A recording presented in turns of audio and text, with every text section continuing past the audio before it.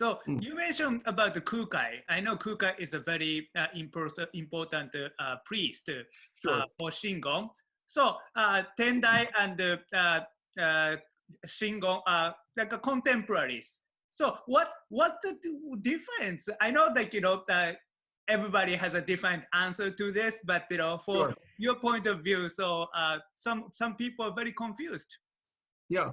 Well, and it's somewhat confusing because in some ways they share a commonality in terms of Mikyo esoteric practices. And the esoteric practices are important to both Tendai and to Shingon. But to Shingon, that's their single practice.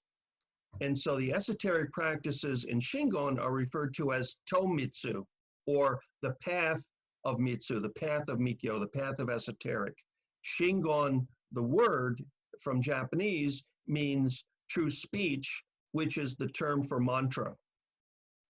And Tendai, by comparison, had all of these other things, the Pure Land, the Zen, meditations, the teachings from Tiantai.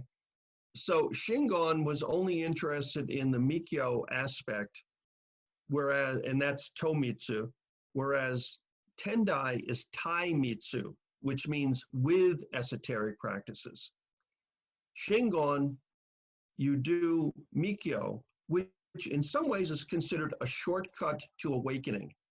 Well, Tendai introduced the idea of Hongaku, that we're already awakened, we just have to learn how to express it.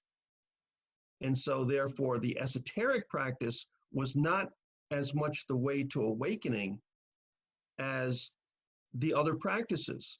Not only do you need to do, from a priest perspective, you need to learn how to do meditation, you need to learn how to do Pure Land practices, you need to learn how to do esoteric practices, etc.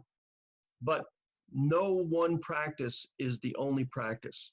For you, as a person, Yujiro, maybe meditation is better, or maybe Pure Land is better.